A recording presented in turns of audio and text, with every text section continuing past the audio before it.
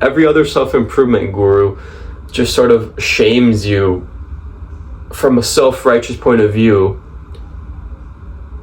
and tells you, just stop making excuses, bro. Be an alpha male like me, Andrew Tate. And then, once you stop making excuses and work hard with brute force discipline, you're gonna get all the girls, get the amazing physique, and you're gonna be rich. I'm not saying excuses are good, by the way. I'm just validating the idea that you're not a bad person or inherently flawed for making excuses. You're normal. I'm here to tell you in a non-shameful way that you should stop making excuses. You should. But be a little bit more kind to yourself in your excuses. Because I've watched a ton of this motivational, just work hard, bro, stop making excuses videos for the past 5 years. And it really didn't work for me. I got brainwashed a little into thinking, yes, I'm gonna become a hard worker. Let's go, bro. Let's get locked in. Let's become super disciplined, bro. Get strict on the diet, strict on the gym schedule, work hard, wake up every day at 2:53 a.m. That wasn't sustainable. And I know a lot of you guys may be thinking, oh, you're such a weak pussy bitch for not being able to maintain this. Maybe I was. Maybe we all are weak pussy bitches, and that's okay. But how do we stop being these weak pussy bitches? Honestly, it's not just by getting a random rush of motivation from Andrew Tate or David Goggins or this other just work hard bro type guru, because everyone wants to just lock in right now and just change your life as fast as you can. A lot of people will, but most people won't. If you're watching this video, I'll give you like a 99% chance you won't change your life unless it's sustainable. You have to make lifelong changes, and you have to take it really slow. And even if you agree, I guarantee you it's going to be slower and harder than you think. I probably maybe still underestimate how hard it is. At the end of the day, at least I'm putting in the inputs. I'm making these videos every day. It's hard. You got to do it slow. You got to do it sustainable. You got to take your pride and ego down and do the very smallest step right now. It could be getting off YouTube. It could be going on a 5-minute walk. And after you go on this 5-minute walk, you can go right back to your old habits. A lot of people won't say this. A lot of people will just tell you, no, bro, bad habits are bad habits and you should never do them.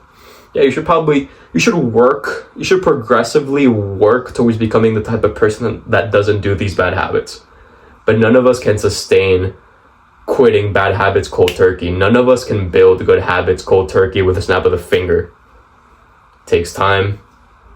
And anything you do, any mindset shift you need to make, any strategy you want to implement to make money, to make friends, to be more confident, to be a harder worker, every little mindset shift, it's a journey in itself.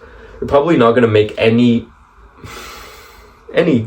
good change that impacts your life forever in a snap of a finger. I'll give you one more example.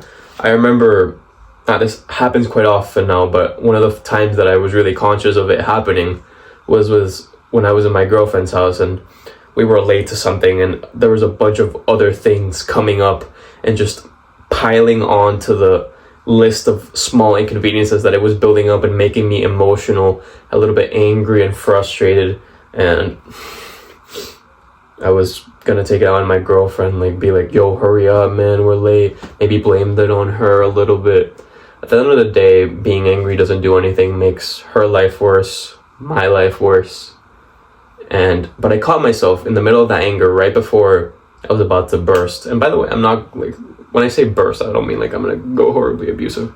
I was just gonna be like, yo, hurry up, and be like, ugh, and probably let that frustration dictate the rest of my day.